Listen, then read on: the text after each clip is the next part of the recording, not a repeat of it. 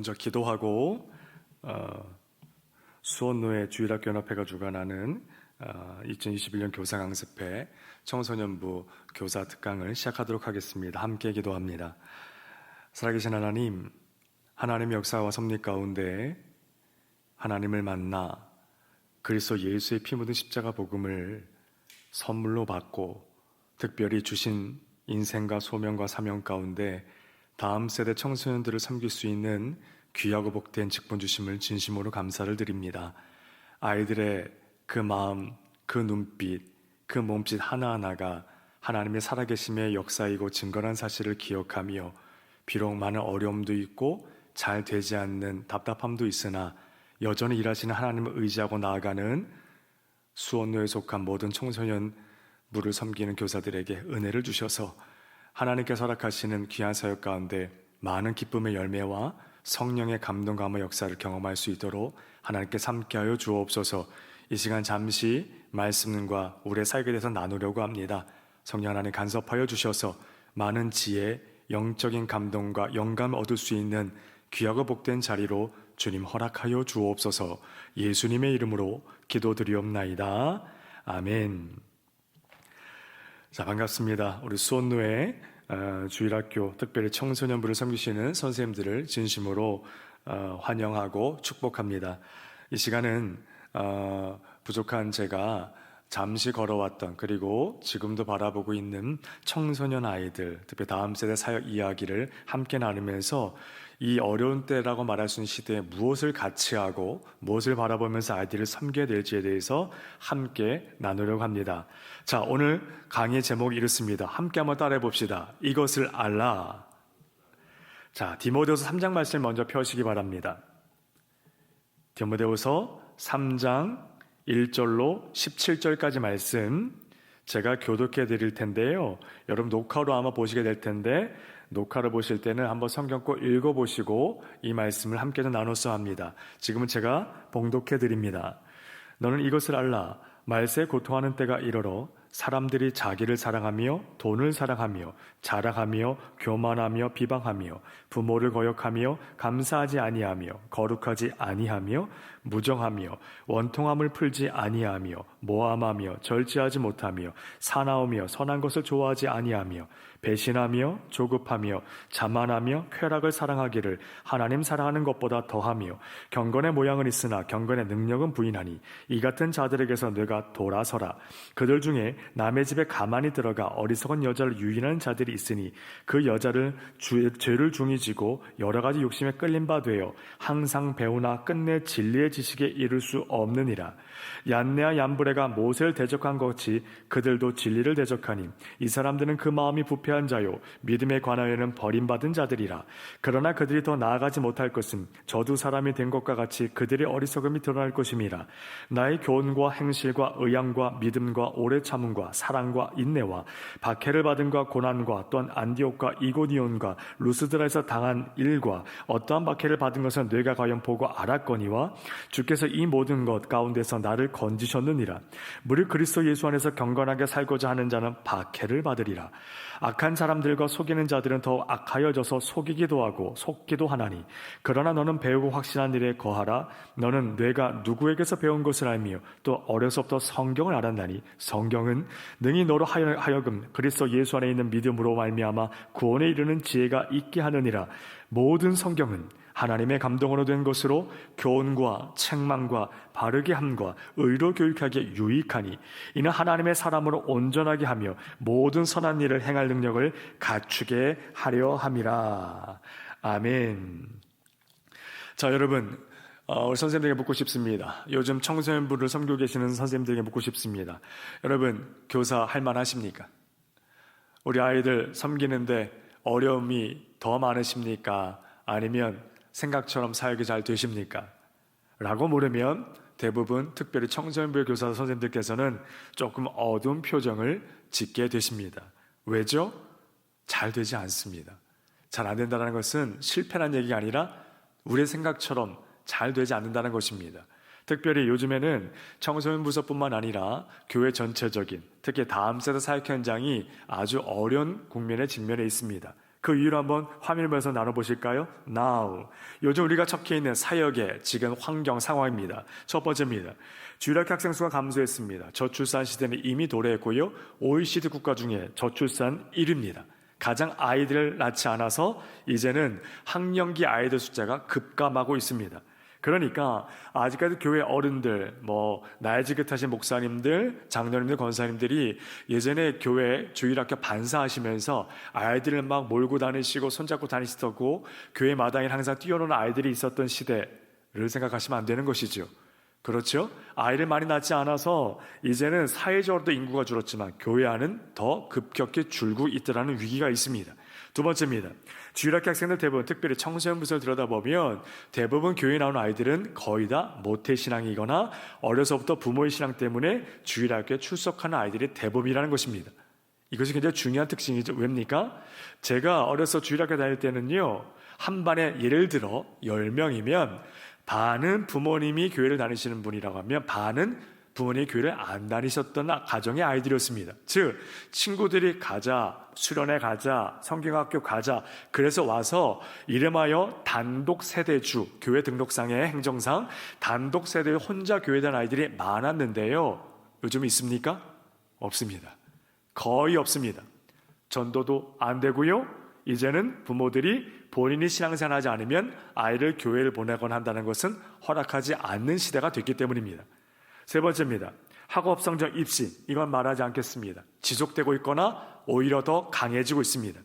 제가 청소년 사역을 처음 시작했었던 1990년대 중반과 오늘날의 상황을 좀 비교해 보면요, 그때도 제가 학원, 수련회 한번 가려면 아이들 설득하고 부모들 설득하고 이런 일이 했었습니다.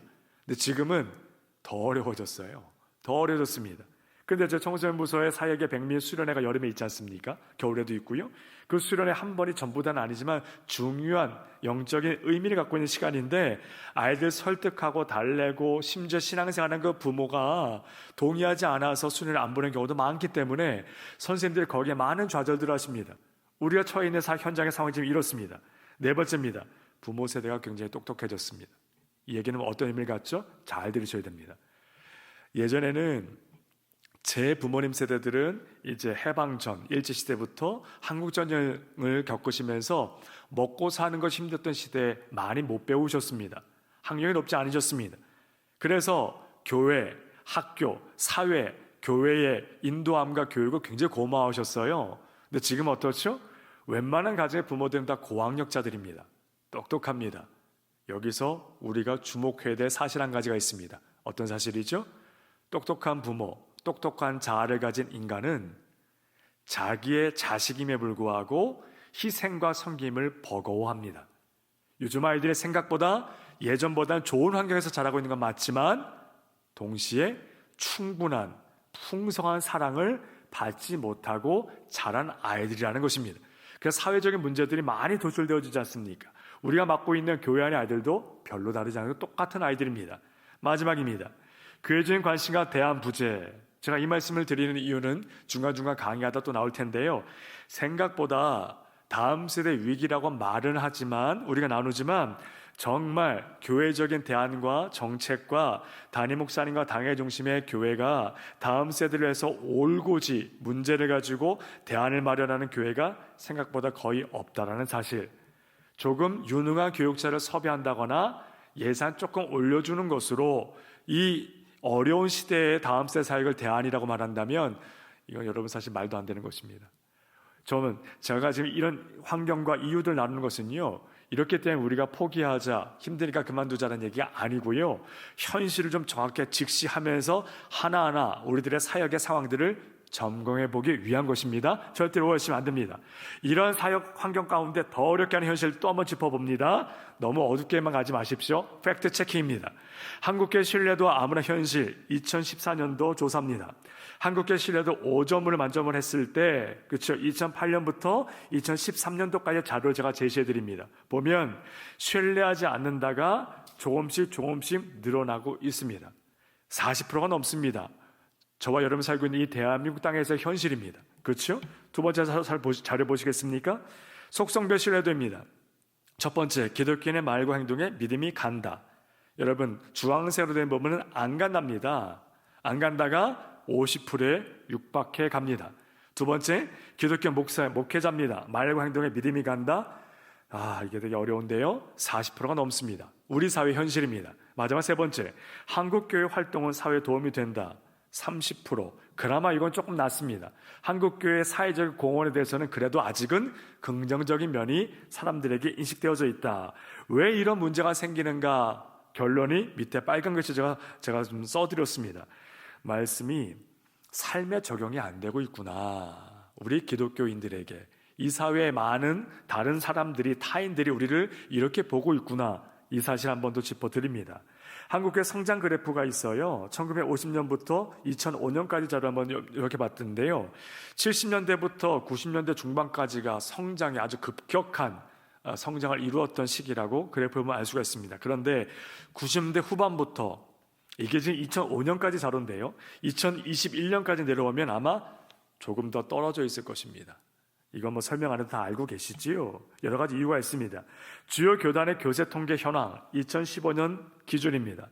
예장 통합, 합동, 감리회, 고신, 기장, 합신. 일단은 대표적인 6개 교단의 한번 교세 통계를 한번 좀 살펴봤습니다. 딱 보니까 거의 다 대부분 성도가 줄고 있습니다. 감리교만 조금 늘어났다고 되어 있는데요. 사실은 성도가 이거밖에 안 줄었으라고 반문하실 수 있는 겁니다. 우리가 느끼는 것 생각보다 더 크거든요.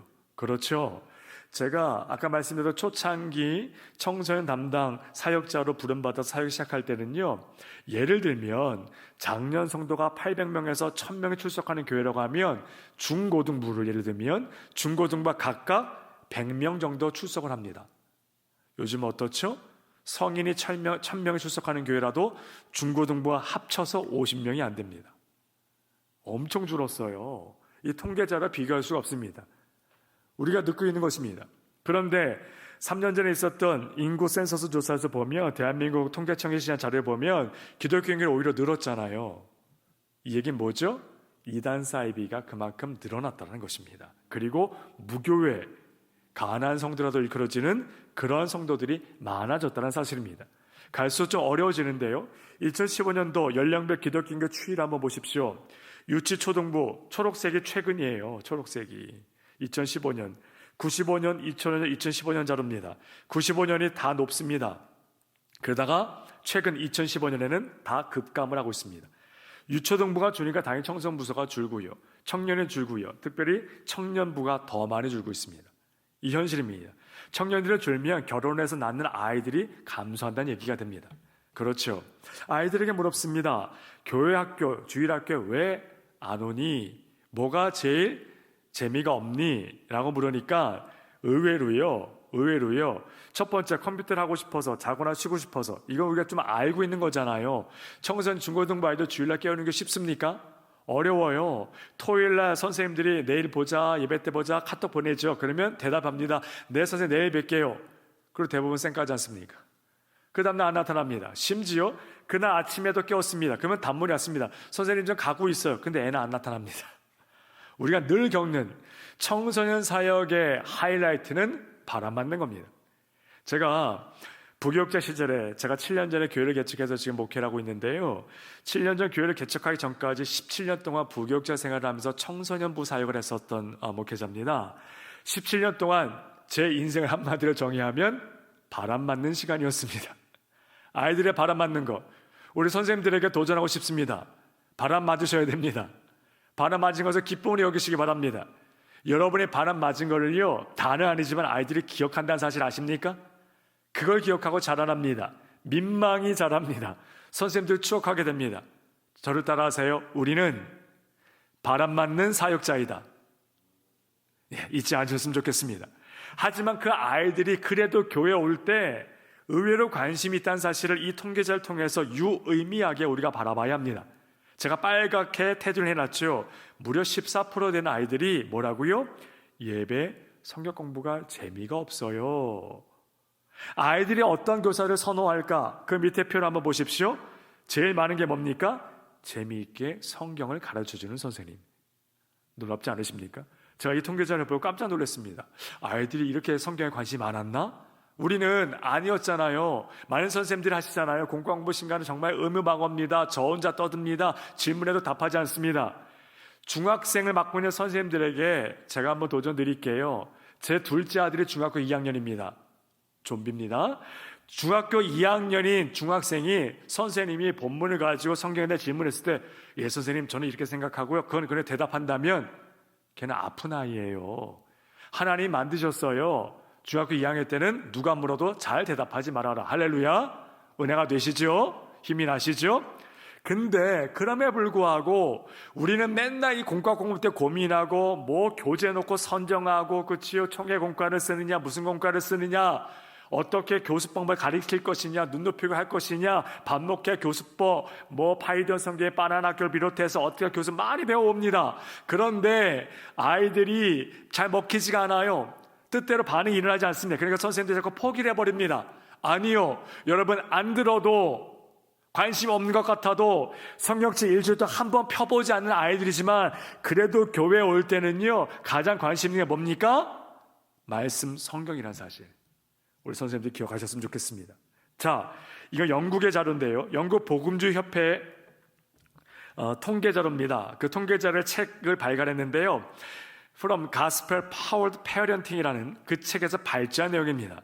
영국의 복음주의 교회들을 조사를 했습니다. 그런데 복음주의 교회에 속하는 청소년들에 대한 통계 자료 중에 제가 아주 특히 청소년 시기에 우리가 기억해야 될 자료를 한번 제가 발췌를 했습니다. 자 보십시오. 무려 영국의 교회 다니고 있는 신앙생활하는 13.7%의 청소년들이 3명 이상의 성적 파트너를 소유하고 있다. 놀랍죠?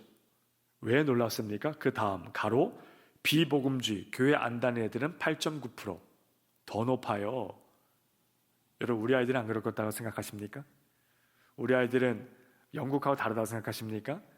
제가 예전에 섬겼던 교회 서울 강남 지역의 교회에 아이들 고등학생들 제가 고등학생 상임만 17년을 했습니다. 뭐 나중엔 제가 좀 시간이 경과하니까 전체를 디렉팅하고 뭐 교구를 겸하고 했지만 부서 사역인 고등부를 제가 17년 동안 한 번도 쉬지 않고 계속했다가 교회를 개척해서 지금 목회를 하고 있는 거거든요. 그 지역에 사는 아이들이 남녀 아이들이 교제라면 3, 4개월 안에 반드시 성관계를 갖습니다. 수원적은 아니라고 생각하십니까? 여러분이 잘못 생각하고 계시는 겁니다. 요즘 아이들의 성이신 여러분의 생각과 다릅니다. 아유 저희 교회 나오는 애들 달라요? 아니요. 여러분 아이들은 믿지 마십시오. 사랑하십시오. 여러분 우리 아이들은 다를 거다. 제가 왜 갑자기 성적 문제를 접촉시키는가? 교회에 다니는 아이들하고 우리가 안심하면 안 된다는 것 한 가지와 두 번째 말씀에 대한 훈련이 결여되는 우리 아이들은 오히려 이성을 더 자유롭게 접촉할 수 있는 기회가 교회에서 제공이 되기 때문에 영국교회가 별 다르지 않게 우리도 이런 위험에 노출되어 있다는 사실을 기억하시라는 겁니다. 특별히 중고등부 학생 이상은 성관계가 가능한 2차 성징이 이미 일어난 아이들이라는 사실을 여러분 기억하셔야 된다는 얘기입니다. 그런데 제가 지금까지 좀 위기를 말씀드렸잖아요. 어려움과 현실, 팩트 체킹이지만 좀 아픈 이야기를 좀 했습니다. 그런데 이제부터 조금 더 전환해 볼까요? 다음 표를 보십시오. 청년이 되기 전에 승부를 걸어야 합니다. 왜입니까? 아까 인용했던 영국의 자료를 통해서 우리도 한번 적용해 보면 영국 성도들의 회심 비율을 조사를 했더니 뭐라고요? 무려 14세 이전에 만 14세니까 우리나라 고등학교 1학년 정도입니다. 14세 이전에 회심한 사람들이 75%입니다. 여러분 요즘 대한민국의 대학 캠퍼스에서 전도가 안 되는 거 아시죠? 심지어 기독교 동아리에 존폐 위기에 놓여져 있습니다. 캠퍼스에 노방 전도하면 민원이 제기됩니다. 전도 못합니다. 옛날처럼 기타 치면서 대학교 캠퍼스에서 뭐 예수 믿으세요 이거 못합니다. 그런데 아직까지는 고등학교 이하의 우리 다음 세대 현장에서는 야 우리 교회 새생명 축제한대 우리 전도 축제 한번 가자 이번 수련회 뭐 한대 재미있어 프로그램 이런 거 있다 한번 가자 그래도 옵니다. 아직까지는 그래도. 그래서 중고등부 이하 유초등부 유치부 이 다음 세대 사역은 그냥 다음 세대 교회 많은 사역까지 한 부분이 아니라 이제는 한국교회 존폐 위기의 가장 핵심된 사역이라는 사실을 우리가 인정해야 되고 여기 계신 선생님들은 그런 자부심을 가지고 중요성을 절감하시면서 사역에 임하시라는 것입니다. 그래도 희망은 있습니다. 이번에 한국 통계입니다. 2014년 7월 통계 결과 청소년 대상을 물었습니다. 만약 당신이 종교를 갖는다면 어떤 종교를 갖겠는가? 첫 번째가 기독교입니다. 막 가슴이 뛰지 않으십니까? 이거는 전체에 대한 인구조사였습니다. 그래도 기독교입니다. 청소년들은 그래도 기독교가 아직은 비호감보다는 호감이 더 많은 종교로 자리매김되어져 있다. 청소년들은 아직도 기독교 호감을 갖고 있다는 사실 기억하시면 좋겠고요. 그래서 우리가 그들을 어떻게 가르쳐야 됩니까? 하나님의 말씀밖엔 답이 없습니다. 여러분, 재미 안 통해요. 모바일에 MMO RPG 게임을 여러분 어떻게 따라가겠어요? 교회 안의 프로그램 저도 별짓 다 해봤습니다. RMO뼈 다 해봤습니다. 재미를, 흥미를 유발하려고 각 교회 주일학교 현장에서 중고등 부서에서 수련회 때마다 연주 사역 계획 때마다 많이 노력하시잖아요. 여러분, 포기하라는 얘기를 안 합니다. 계속 노력하십시오. 그런데 거기에 승부수를 두어서는 안 됩니다. 더 재미있고 따라갈 수 없는 경제, 사회 재미있는 것들이 너무나도 많아요. 교회가 따라갈 수 없어요. 우리가 승부 걸 수 있는 것은 뭐라고요? 답답하게 들리실 수 있습니다. 과연 먹힐까 의문을 드실 수 있습니다. 하지만 가장 강력한 무기는요, 생명의 말씀입니다. 말씀을 가르쳐야 됩니다. 아이들이 교회에 오는 이유를 물었습니다. 첫 번째 뭡니까? 자신의 신앙 때문에. 두 번째, 부모님 때문에. 세 번째, 친구 때문에. 여러분, 자신의 신앙 때문에 온다는 사실 아십니까? 놀랍죠? 결국 우리가 무엇을 해야 됩니까? 아이들이 그래도 가기 싫을 수도 있고, 저같이 모태 신앙인 아이들 정말 깨워서 데려오기 싫고요. 교회 앞마당 앞에 주차장에서 엄마 아빠가 본당으로 들어가고 아이들 중고등 매실에 들어올 때 이 중간에도 이 몇 미터 있는데 사라집니다, 우리 아이들이. 그런데 그래도 교회 올 때 아이들이 그래도 생각하는 게 뭐냐면, 그래도 내가 교회 가는 것은 내 신앙, 하나님, 예수 그리스도, 과연 교회, 신앙이 뭔지 그래도 궁금해한다는 사실입니다. 결국 교회와 교회학교 교사는 신앙의 본질을 일깨워주는 말씀 사역에 승부를 걸어야 한다는 사실 잊지 않았으면 좋겠습니다. 다 같이 한번 오늘 이 PPT 말씀 한번 따라합니다. 함께 했습니다. 시작! 교사가 아이들에게 줄 수 있는 가장 큰 선물은 하나님의 말씀을 제대로 가르치는 것이다. 아멘. 이 중요한 대지를 기억하고 여기까지가 서론이었고요. 오늘 강의의 이제 본론으로 넘어가 보겠습니다.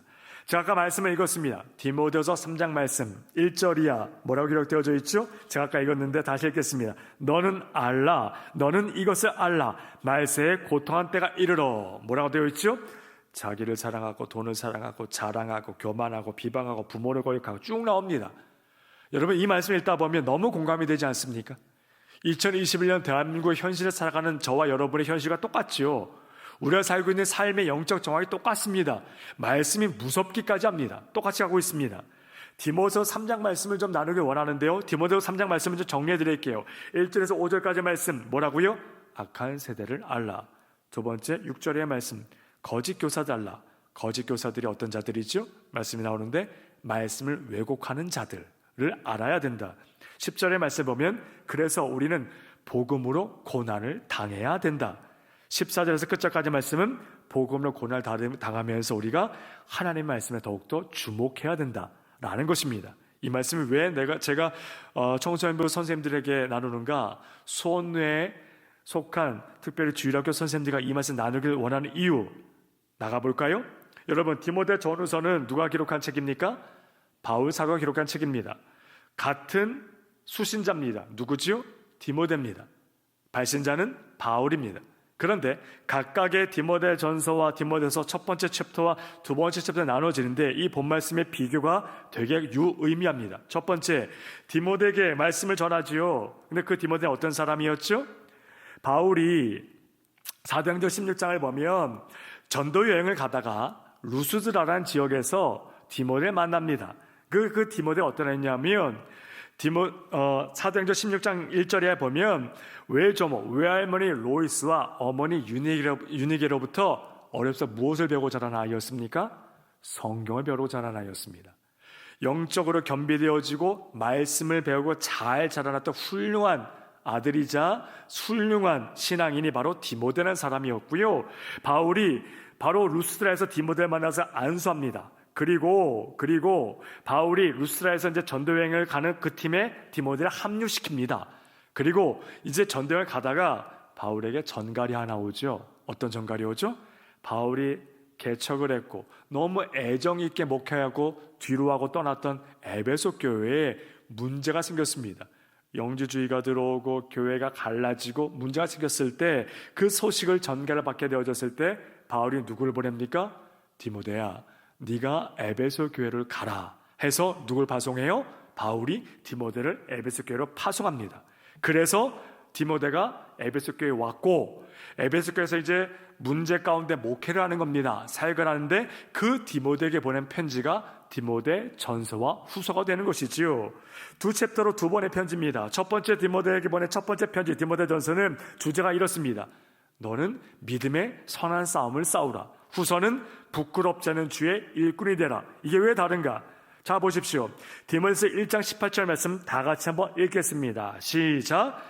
아들 디모데야, 내가 내게 이 교훈으로서 명하노니 전에 너를 지도한 예언을 따라 그것으로 선한 싸움을 싸우며 믿음의 선한 싸움을 싸우라. 영생을 취하라. 이를 위하여 내가 부르심을 받았고 많은 증인 앞에서 선한 증언을 하였도다. 싸우랍니다.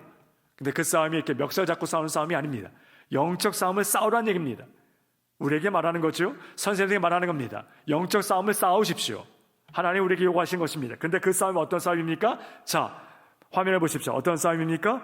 기도하는 싸움, 바른 일꾼을 세우는 싸움, 돌봐야 될 사람들을 챙기는 싸움, 의, 경건, 믿음, 사람, 인내, 온유를 따르는 싸움, 흠도 없고 책망받을 것이 없도록 순종하는 싸움, 선을 행하고 나눠주길 좋아하는 싸움을 싸우라. 이것이 디모데 전서의 말씀이 됩니다. 그런데 이 첫 번째 편지를 보내고 나서 바울에게 문제가 생겼고 신상의 변화가 생겼습니다. 어떻게 되어졌죠? 바울이 옥에 잡혀 갇히게 됩니다. 그런데 바울이 옥에 갇혔다는 소식이 에베소에게서 전해지고 근방으로 다 전파가 되어졌습니다. 문제가 생겼습니다. 디모데에게 위기가 왔다고요. 뭐라고요? 잘 생각해 보세요. 지금 스승에게 파송을 받아서 에베소 교회에 왔습니다. 많은 문제가 있는 교회에 와서 애쓰고 수고하며 싸움을 싸우고 있어요. 주의 일을 감당하고 있는데 또 소식이 전해왔습니다. 스승이 옥에 감옥에 갇혔다 라고 하니까 어떤 문제 나옵니까? 성경 말씀을 보면 부겔로와 히모게네라는 사람들이 뭐라고 말해요? 디모데에게 야, 너 스승 갇혔다면서 야, 거봐, 하나님의 사도가 어떻게 옥에 갇히니? 하나님의 일을 해야 될 판국에 옥에 갇혔다는 것은 네 스승이 사도가 아닐 수도 있어 라고 디모데를 괴롭히는 겁니다. 여러분 잘 들으셔야 돼요. 내가 주일학교 교사로 섬깁니다. 내 자식도 잘못 키운다라고 하는 압박도 있는 우리 중직자도 계실 겁니다. 그치요? 내 자식도 중고등학교 학생이고 유초등 학생인데 내 자식도 잘 못 키우고 말씀도 제대로 못 가르치는데 내가 주일학교 섬겨야 될지, 해마다 11월 추수감사절 예배가 지나고 나면 성도들이 마음을 먹으세요. 주일학교 교사들이 마음을 먹으세요. 내년에는 교사를 내려놔야지. 안 된다고요. 해마다 12월에 보면 각 교회마다 주일 예배 끝나고 나서 코로나 전이죠. 점심시간마다 국수 먹는 식당으로 주일학교 교육자들과 부장 장로님, 부감 집사님들이 앵벌이라러 다니세요. 성도님, 집사님 제발 교사 좀 해주세요. 왜 이런 일이 벌어지죠? 내가 하나님을 섬기는데 이 어려울 때, 여러분 죄송하지만 이 강의를 들으시는 선생님들은 교회에서 가장 어려운 직분을 감당하고 계시는 거예요. 뭔 얘기죠? 교회 성가대는 조명도 비춰주고 이렇게 별도의 자리도 주어지고 송구영신 예배 때 자리가 없어서 늦게 오면 앉을 자리 없어서 부속실에서 예배를 드리는데 성가대는 자리도 지정해 주잖아요. 옷도 주잖아요. 밥도 주고 간식도 주잖아요. 심지어 조명도 비춰주고요. 목사님 말씀, 강사들의 말씀 맨 앞에 볼 수 있는 자리가 되잖아요. 그렇죠? 근데 주일학교 선생님들은 어떻죠? 맨날 애들한테 바람 맞아요. 또 주머니 털려요. 애들한테 배신당해요. 애들이 뭐 기억합니까? 아무도 알아주지 않습니다. 우리는 돈도 쓰고 마음도 쓰는 아주 어려운 직분을 감당하고 있잖아요. 그렇죠? 근데 그 정도면 괜찮은데 애들만 사랑하고 주진 소명이 있어서 주일학교에서 감당하는데 사업도 어려워지고 가정 안에 또 혹시 불화도 생길 때도 있고 건강도 약하여지고 자녀의 문제, 부모의 문제 다가올 때 선생님들이 당하는 고통이 있잖아요. 아, 내가 주를 위해 헌신하는데 왜 이런 어려움이 생길까? 디모데가 그 공격을 받았습니다. 야, 네 스승 바울, 너를 보낸 스승이 옥에 갇혔다면서 그게 말이 되냐? 야, 하나님을 믿는다면서 왜 그런 고통이 있어? 여러분, 이것은 우리 신앙인으로서의 중심의 본질을 건드리는 질문이 됩니다. 네가 하나님 믿는데 왜 더 어려워져, 가난해져, 병에 걸려, 네 자식이 왜 더 잘한대? 사단이 우리를 유혹합니다. 선생도 유혹합니다. 그럴 때 바울이 두 번째 편지를 보내줘. 뭐라고요? 부끄러워하지 말아라. 하나님의 일꾼 되어서 부끄러워하지 말아라. 하나님이 일꾼이 되었다고 했을 때, 주의 일에 헌신하게 되어졌을 때, 고통당하고 감옥에 갇히고 배가 난파되어지고 태장에 감한 매를 무려 7번씩 70번이나 맞는 일이 나에게 벌인다 할지라도 낙심하지 말아라. 부끄러워하지 말아라. 오히려 고난당한 것을 기뻐하라. 그 고난이 하나님의 사도, 하나님의 일꾼의 오히려 증거가 된다는 사실을 기억하라. 그래서 두 번째 편지를 보냅니다. 그것이 바로 디모데 후서. 뭐라고요? 디모데후서 화면에 1장 8절의 말씀만 다 같이 한번 읽겠습니다. 시작. 그러므로 너는 내가 우리 주를 증언함과 또는 주를 위하여 갇힌 자된 나를 부끄러워하지 말고 오직 하나님의 능력을 따라 복음과 함께 고난을 받으라. 2장 15절도 있습니다. 시작. 너는 진리의 말씀을 옳게 분별하며 부끄러울 것이 없는 일꾼으로 인정된 자로 자신을 하나님 앞에 드리기를 힘쓰라. Approved men are not ashamed입니다. 어와 나의 약자가 되어지죠. 그 유명한 말씀입니다. 부끄러워하지 말아라. 사역이 잘 안 되십니까? 연초 10명의 아이들을 밥 먹게 배정받았는데 연말 되니까 2명만 나오더라. 선생님 낙심하시죠? 내가 뭘 잘못했을까? 그런 심령의 가난함에 생각을 하게 됩니다. 하지만 거기서 멈추십시오. 그것이 여러분의 사역을 좌지우지할 수 없습니다. 부끄러워하지 않는 일꾼으로 서시기 바랍니다. 왜입니까? 디모데 후서의 말씀, 오늘 본 말씀도 되는데요. 다 보십시오. 나를 둘러싼 컨디션이 있습니다. 근데 우리 성도들은, 저 여러분은 어떻게 사는 자들입니까? 컨디션에 따라 사는 사람들이 아니라 커미션, 사명으로 사는 자들입니다. 사역이 잘 안 되더라도, 사업이 잘 안 되더라도, 내 처있는 환경이 어렵더라도 그거가 잘 된다 안 된다. 예전에 오카네 목사님이 그런 얘기 하셨죠. 부자인 성도들 계십니까? 여러분 민망히 여기십시오. 가난한 성도들 계십니까? 여러분 자부하십시오. 여러분이 가난해도 하나님을 향한 신뢰를 저버리지 않으면 하나님이 아시기에 그러한 환경 가운데 사명을 주신 것입니다 라고 말씀하셨던 것을 제가 기억을 합니다. 여러분 성도들이 왜 환경의 지배를 받습니까? 우리는 하나님의 자녀이고 백성입니다. 그리스도인입니다. 여러분의 정체성 잊지 마십시오. 그리스도인은 세상보다 더 힘센 자들입니까? 더 능력 있는 자들입니까? 더 유능한 자들입니까? 아니요. 그럼 뭐가 달라야 됩니까? 우리는 컨미션으로 사는 자들입니다. 컨디션이 아니라 컨미션으로 사는 자들입니다.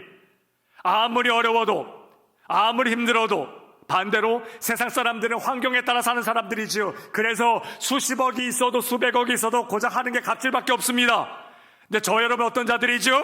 가진 것이 없어도, 단돈 10,000원밖에 없어도 5,000원짜리 국밥 하나 이웃과 나눠 먹을 수 있는 정말로 세상에 속하였으나 세상에 속하지 않은 거룩한 부름받은 하나님의 성도라는 사실을 여러분이 기억하셔야 된다는 것입니다.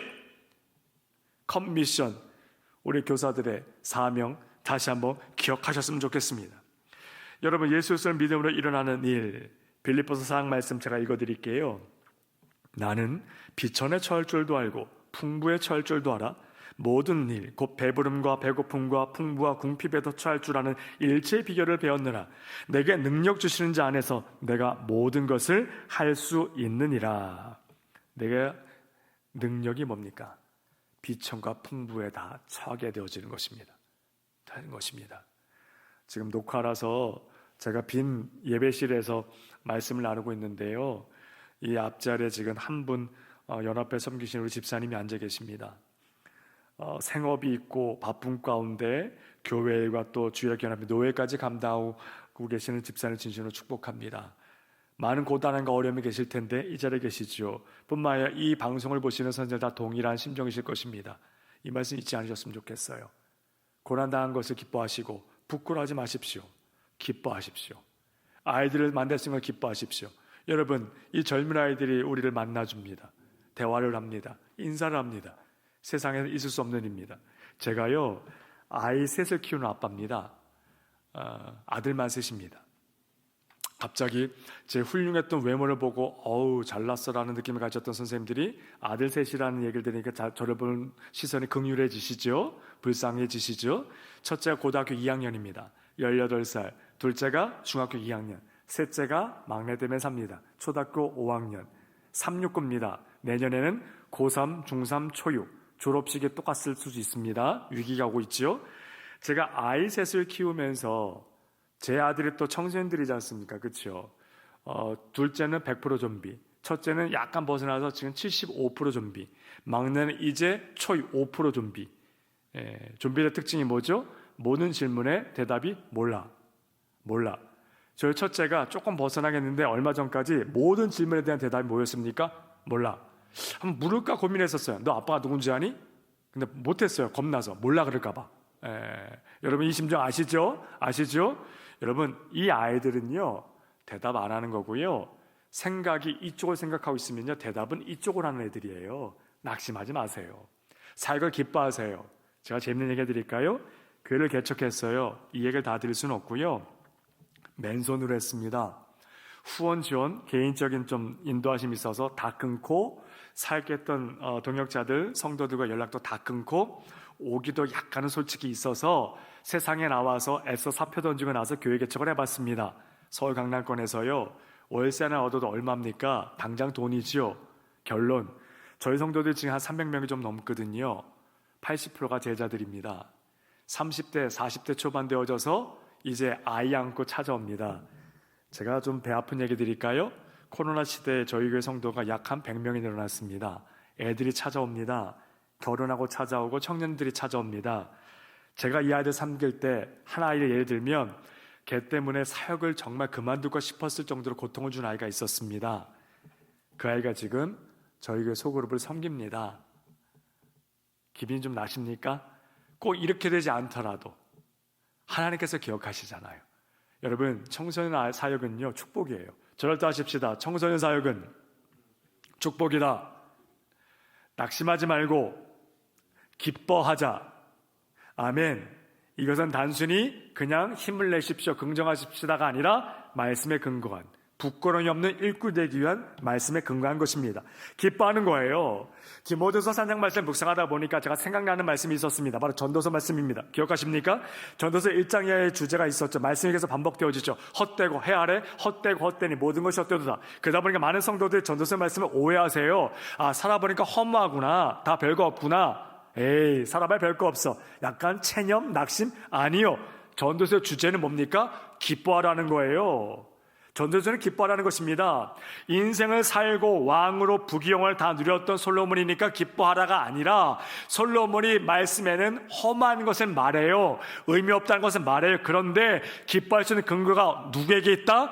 하나님에게 있다는 사실을 깨달았다는 사실을 가지고 우리에게 말하고 있는 거예요. 전도서 1장 2절 말씀에 보면 문제 제기를 하죠. 새 것이 없다. 3장의 11장 말씀에 보면 모든 것이 헛되기 때문에 기쁘게 사는 것이 최고의 삶이다. 마지막 시장에 보면 하나님을 경외하는 것이 기쁨이다라고 결론을 내리고 있어요. 자, 여러분 전도 3장 1절의 말씀 여러분이 한번 크게 읽어주세요. 한번 저희 집사님은 크게 읽어주시겠습니까? 3장 1절에서 8절까지 말씀입니다.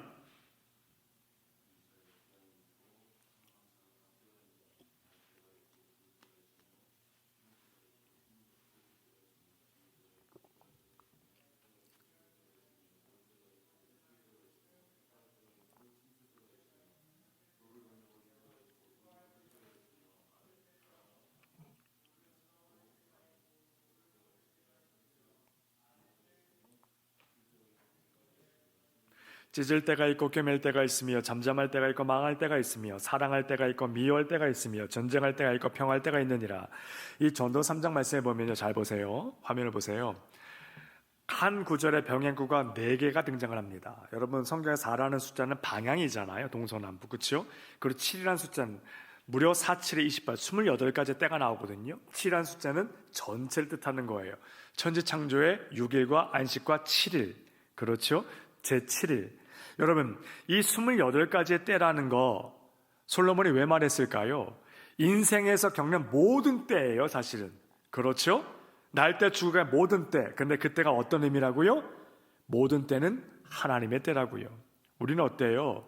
날 때가 은혜고 죽을 때는 아니고, 그렇죠? 세울 때가 기쁘고 허물어질 때는 아프고, 우리 이렇게 생각하잖아요. 근데 전도서의 저자가 뭘 깨달았다고요? 세울 때도 허물어질 때도 다 하나님의 때라고요. 이게 복음이잖아요. 십자가를 통해서 우리에게 보여주신 거잖아요. 그래서 사나 죽으나 주의 것이니라. 사역이 잘 될 때가 있어요. 제가 한번 예를 들어 볼까요?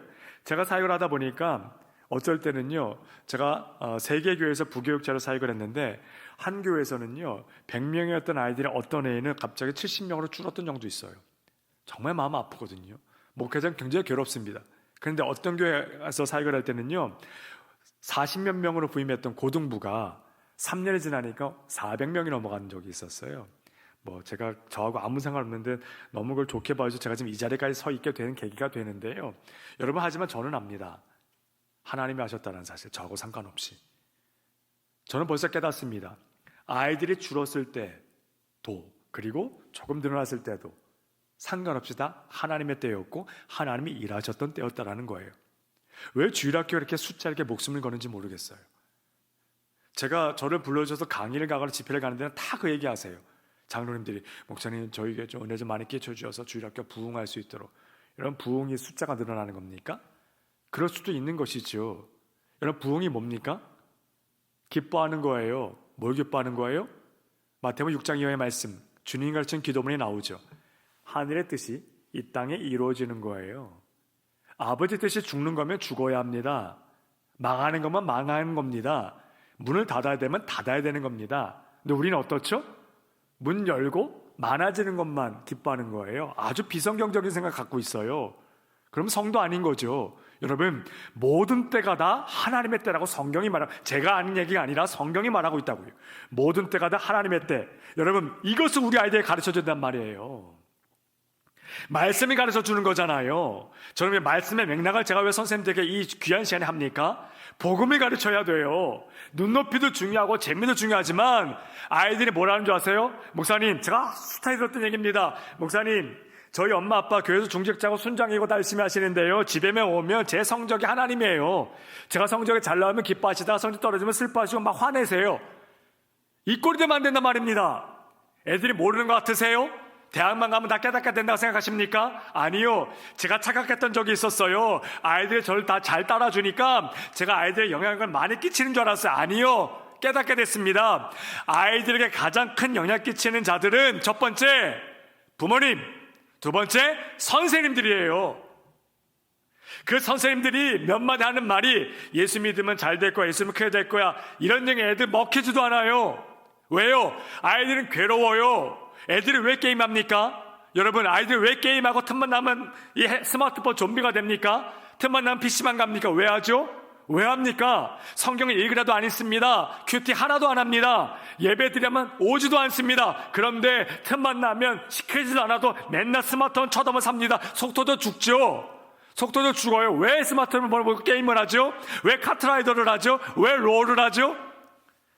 오프라인상에서는 심지어 교회 와도 공부 잘하는 애들 더 이렇게 해주는 분위기고, 나는 열심히 해도 성적도 잘 안 나와서 교회든 학교든 어디 가도 다 찌질이, 쭈구리, 오징어 취급을 받는데, 이 온라인상 게임에 들어가면 내가 게임 머신 사고 조금 시간을 투자하면 내 캐릭터가 파워업, 강해져요.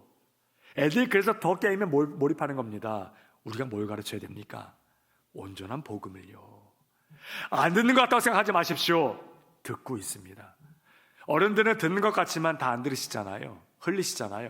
애들은 안 듣는 것 같지만 다 듣고 있습니다. 복음을 들으면 놀랍니다, 아이들이. 그런 거였어요. 제가 알고 있던 교회 은혜는 그냥 문제가 해결되어지고, 막혔던 것이 뚫리고, 아팠던 것이 건강해지고, 이걸 은혜라고 생각했는데, 여러분, 애들에게 온전한 복음을 가르쳐야 된다는 사실, 제가 지금 말하고 있는 것입니다. 다시 디모데후서 넘어갈게요. 그래서 뭐라고요? 부끄럽지 않은 주의 일꾼으로 하나님 앞에 드리길 힘쓰라. 뭐라고요? 우리는 커미션으로 사는 자들이기 때문에. 디모데 3장에서 뭐라고요? 악한 새들을 알라, 거짓 교사들을 알라, 복음으로 고난당할 줄을 알라, 하나님의 말씀을 알아라. 교사들이 가장 해야 될 건 뭡니까? 목사님, 아이들 잘 가까이 갈 수 있고 눈높이에 잘 맞출 수 있고 아이들과 제일 나는 대화를 잘 나누는 스킬을 가르쳐 주세요. 없어요. 정말 가장 많이 발휘하던 질문이 뭔지 아십니까? 목사님이 아이들이 그렇게 잘 따르고 아이들과 함께 하시는데 어떻게 노하우가 있으십니까? 어떻게 이렇게 아이들 잘 이해하십니까? 착각하지 마세요. 여러분, 애들이 이해가 돼요? 찾아와서 고등학교 다니는 여학생이 엄마 죽이고 싶다고 말합니다. 실제 있었던 일입니다. 저는 청소년 담당 사역자니까 그게 이해가 돼서 아 그렇구나 막 이해가 됐겠어요? 무슨 이해가 돼요 그게? 어떻게 좀비들이 이해가 돼요? 다만 그게 네 지금 감정이구나. 잊을 적이든 틀렸든 그게 네 생각이구나. 저는 존중하려고 했을 뿐이에요. 너 왜 그래? 틀렸어. 그런 말은 하지 않았어요. 지금의 그게 너의 마음이구나. 여러분, 아이들은 존중받으면 세워지고 일어나고 깨달아져요. 우리가 뭘 해야 됩니까? 온전한 복음에 합당한 교사가 되어져서 커미션으로 산다라는 이 복음의 가치를 증거하는, 말씀을 가르치는 교사로 부름을 받았다는 사실입니다. 잠깐 또 화면 볼까요? 우리가 아니라 우리 아이들이 이런 시대를 좀 살고 있습니다. 고통하고 있는 때가 왔어요. 이렇게 합니다. 자꾸 반복되는 건 뭐예요? 사랑하며 자랑하며 비방하며 뭔가를 해요. 근데 고통하는 때랍니다. 바울이 말합니다. 뭐라죠? 이거 한번 제가 키워드 함축해 봤습니다. 자기 사랑, 돈을 사랑, 자랑, 교만, 비방, 끝에가 사나움, 쾌락을 사랑, 자망. 우리가 살고 있는 이 시대의 모든 모습이죠. 정인이 사건, 그렇죠? 부모가 돼서 입양한 아이를 어떻게 그럴 수 있을까? 다 여기에 들어가 있는 겁니다. 부모를 거역합니다. 선한 것을 좋아하지 않아요. 우리가 이렇게 살고 있고 우리가 가르치는 우리 청소년 아이들이 이런 환경 속에 살아가고 있습니다. 조급해지고 급하고 분노하고요. 이것을 제가 좀 묵상하다 보니까 이 시대가 어떤 시대인가, 여러분 영어 성경을 보니까 그리 어렵지 않게 우리 판독이 되더라고요. 빨간 글씨로 제가 표시를 해드렸습니다. lovers, without love, lovers, without love, lovers of God. 뭐죠? 이 시대도 사람들이 무언가를 사랑하고 있어요. 그런데 어떤 사랑이요? 방향이 잘못된 사랑. 나를 사랑하고 하나님을 사랑하지 않아요. 쾌락과 돈을 사랑하고 하나님을 사랑하지 않아요. 이것이 문제입니다. 지금 이 시대는.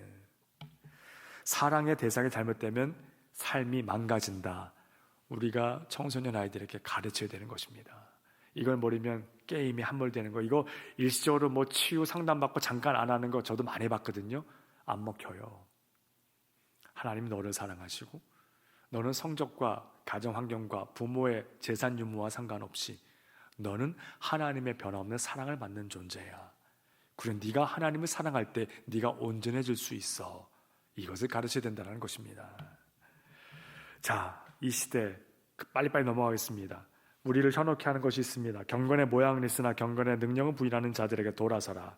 우리 한번 교사 선생님 스스로 한번 정정해 보십시오. 경건의 모양이 있는 자입니까? 경건의 능력이 있는 참된 성도입니까? 경건의 모양이 있는 자들을 외형적인 종교인이라고 합니다. 경건의 능력 있는 자들은 빛과 소금된 삶을 삽니다. 이해가 쉽게 되시죠? 경건의 모양은 제사, 예배가 있고 중직자고 직분이 있고 주일학교 교사를 10년, 20년 합니다.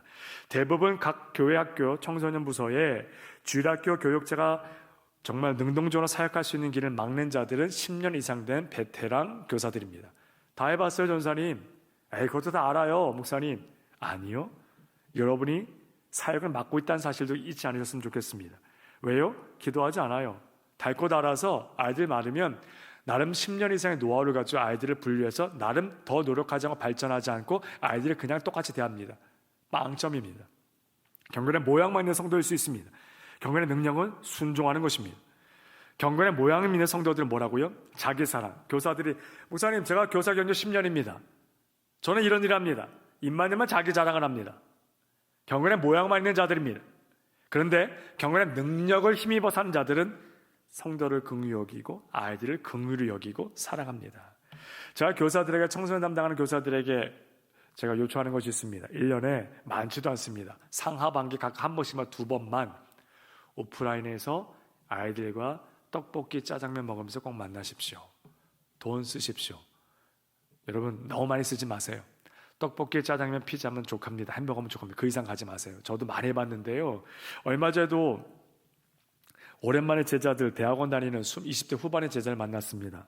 남자애도 둘을 만났는데요. 만나서 오랜만에 삼겹살을 좀 먹었습니다. 저는 아이들 좀 삼겹살, 특히 남자들 많이 사줬습니다. 삼겹살 사주고 있는데 제가 시간이 가면서 좀 마음이 좀 불편해지는 겁니다. 왜냐하면 이것들이 고기를 추가 주문하는 겁니다. 여러분 그럴 땐 저한테 물어야죠. 목사님 대학원생 돈 없거든요. 제가 다 내야 되는 건데 목사님 고기를 더 추가로 주문해도 될까요? 좀 이렇게 물어보시면 얼마나 좋습니까? 제가 거기까지는 참았습니다. 근데 나중에 정말 좀 짜증이 날 뻔했습니다. 왠지 아십니까? 아니, 삼겹살 먹고 났으면 된장찌개 밥 혹은 냉면 둘 중에 하나 선택하는 거잖아요. 이 자식 두 명이 그걸 두 개 다 먹는 겁니다. 제가 그날 결제를 하고 집에 와서 집사람에게 무릎을 꿇지 않았지만 여보 미안해 했던 일이 있었습니다. 여러분 돈을 쓰세요. 하지만 많이 쓰지 마세요. 그리고 오프라인에서 한 번씩만 만나주세요. 그러면 관계가 안 되면 아이들에게 말씀이 들어가지 않거든요. 관계는 대단한 얘기를 해준 것이 아니라 아이들의 이야기를 좀 들어보세요. 그래서 상반기 한 번, 하반기 한 번, 두 번을 1년에 내가 맡고 있는 아이를 한 번, 두 번은 꼭 오프라인상에서 교회 바깥에서 만나셔서 되게 뻘쭘할 수 있거든요. 어떤 애는 혼자 나오는 것은 민망해서 딸이 아이랑 같이 나오겠다. 허락하세요. 허락하셔서 꼭 만나셔서 좀 물어보시고 들으세요. 또 거기 만나셔서 야 이래 말하지 마세요. 들으셔야 됩니다. 그럼 꼰대 됩니다. 들으셔야 돼요. 뭐 교회는 나와야 된다, 뭐 성경 이런 얘기 하지 마세요. 나오려고 했던 애도 안 나올 수 있어요. 알겠습니까? 들으셔야 됩니다. 너는 이것을 알라. 우리가 살고 있는 세상이 악한 세상입니다. 선생님들도 우리 아이들도 이 악한 세상에 삽니다. 뭐라고요? 방향이 잘못된 사랑을 하고 있는 세상. 거기서 우리가 돌아서야 됩니다. 이걸 가르쳐야 됩니다. 거짓 신앙이 아닌 진짜 신앙으로 돌아서야 된다. 빈 껍데기인 신앙, 부끄러움이 없는 일꾼으로 변화됐기를 바랍니다. 문중현 전사님이라는 분이 계시지요. 성결교회 거의 뭐 성자로 취향받는 분이신데요.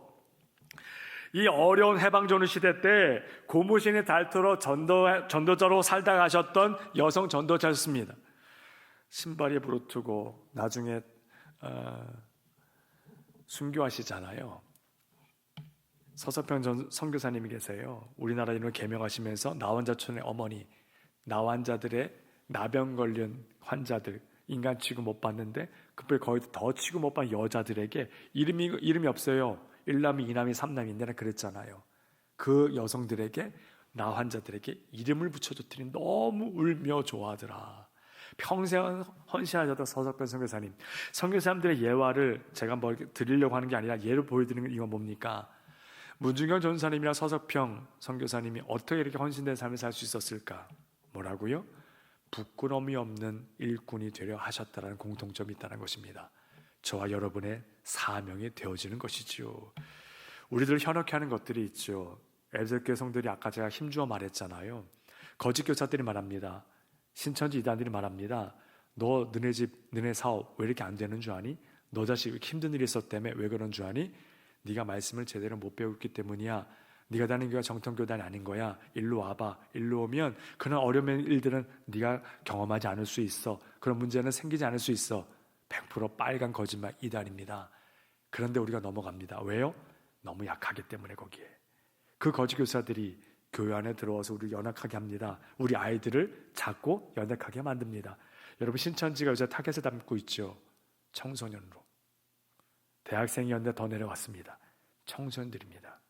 대학생만 돼도 이제 좀 안 먹히니까 다음 세대로 내려갔습니다. 신천지가 청소년들 노리고 있어요. 그래서 이 어려울 수도 있지만 어려운 게 아니라 복음의 진수를 가르쳐 줘야 되는 것입니다. 다 보십시오. 이단들이 들어갑니다. 가만히 들어가서요.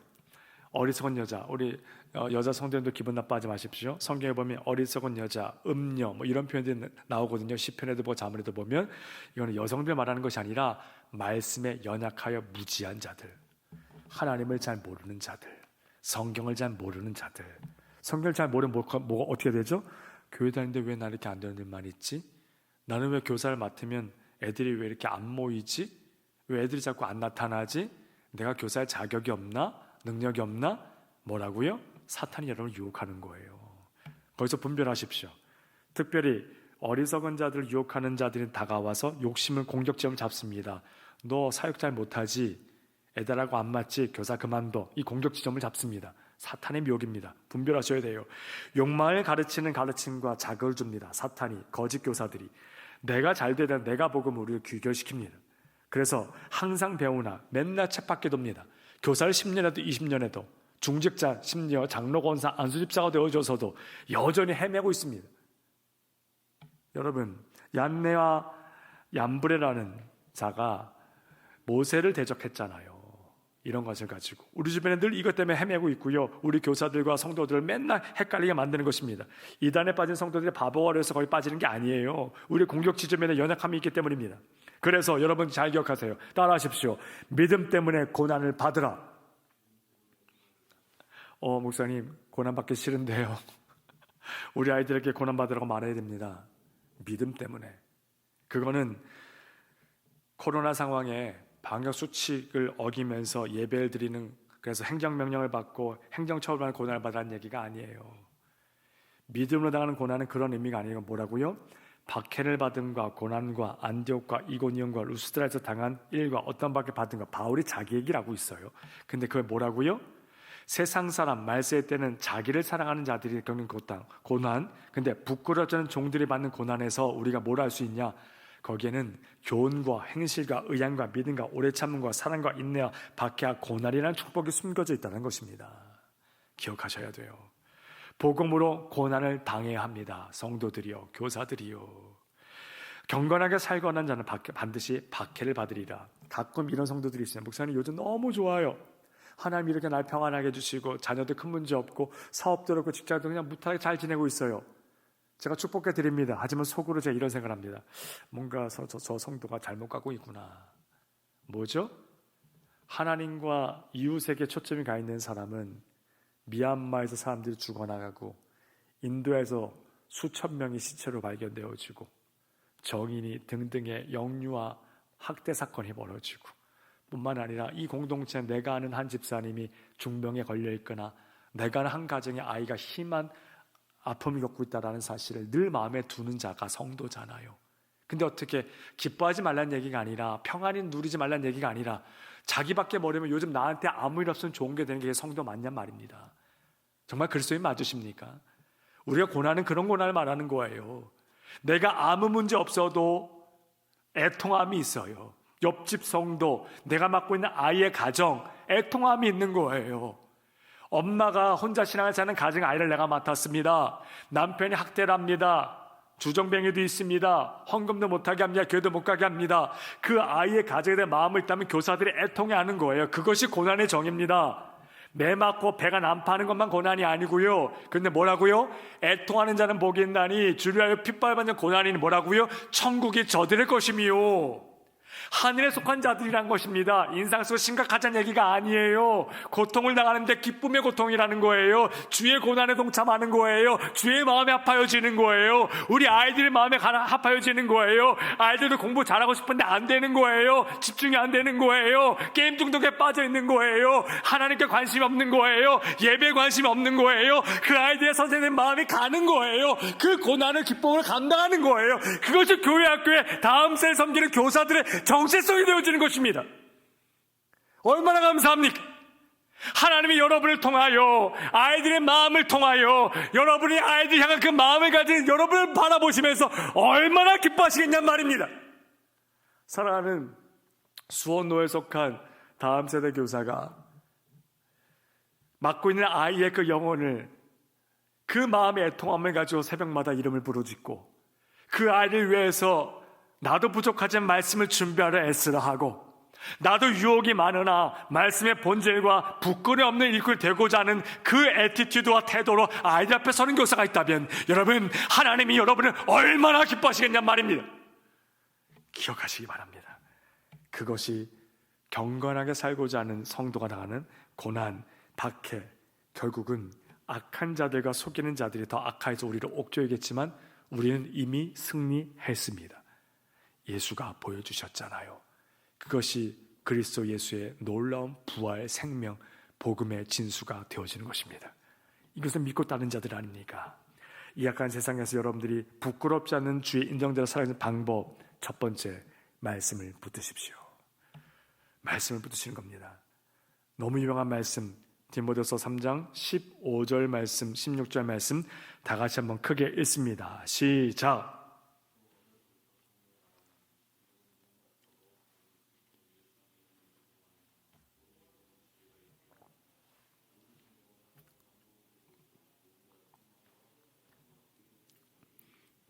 여러분, 교회 학교는 성경을 가르치는 곳입니다.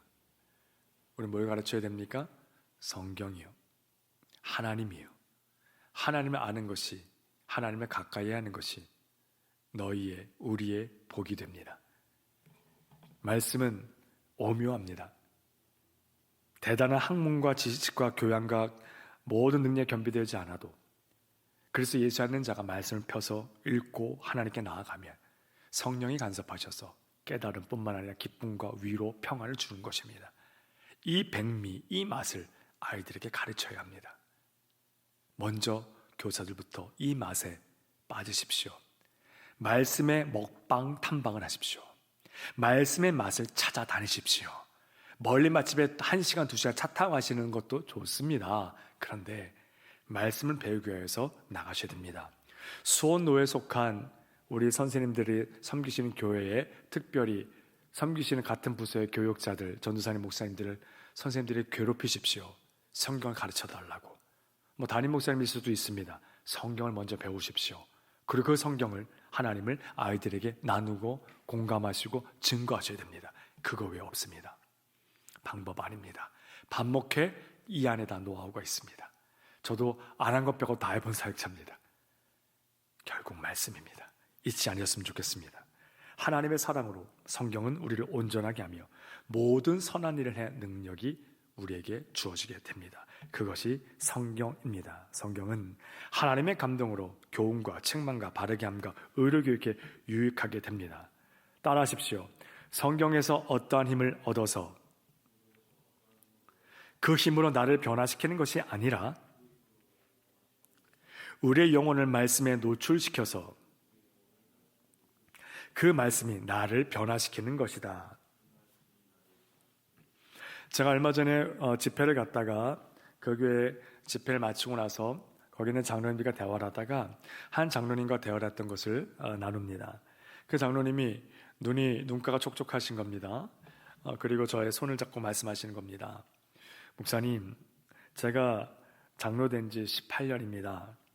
제가 막 안수받고 장로가 되어졌을 때는 그래도 장로가 되니까 성경 통독 필사, 매일 큐티, 정말 말씀 모든 설교도 받아 기록하고 열심히 했었는데 제가 어느샌가부터 제가 아무것도 변하지 않았다는 사실을 제가 느낀 이후로 수회 동안 성경을 놓고 솔직히 말씀을 보지 않고 있었는데 오늘 집회 말씀을 통해서 다시 한번 용기와 힘을 주셔서 감사합니다라는 하는 것입니다. 그런데 그 장로님 저를 똑바로 쳐다보시면서 목사님, 저는 왜 성경을 그렇게 읽고 쓰고 큐티도 하고 다 해봤는데 설교도 많이 듣는데 왜 변하지 않는 걸까요? 그래서 저는 성경을 읽지 않고 있었습니다 라고 저를 똑바로 쳐서 말씀하시는데 하마터면 그 흘리는 눈물과 눈빛이 너무 진지해서 제가 이렇게 한마터면 답변할 뻔했습니다. 그렇죠, 장로님, 성경을 읽어도 변화가 없으셨죠? 그러면 안 읽으셔도 돼요. 하마터면 이렇게 얘기할 뻔했습니다. 여러분 잘 들으세요. 제가 오늘 결론을 나누는 건데요, 성경을 보고 하나님을 알게 되어지면 어떠한 능력이 저와 여러분에게 오게 되고 임하게 돼서 생겨서 그 능력과 힘을 가지고 유혹과 세상, 악한 세상을 때려 이기는 것이 아니라 날마다 수시로 무시로 하나님의 말씀에 저와 여러분의 영혼을 접촉시키고 노출시켜서 하나님의 때에 하나님의 방법으로 이 말씀이 살아 역사하여 심령의 골수를 쪼개어 여러분의 영혼을 소생시키시고 변화시키는 것입니다. 잘 분별하셔야 됩니다. 성경 많이 읽는다고 몇 독했다고 달다 암송한다고 어떤 힘이 생기는 게 아닙니다. 암송하는 건 좋은 거죠. 말씀에 나를 노출시키는 거죠.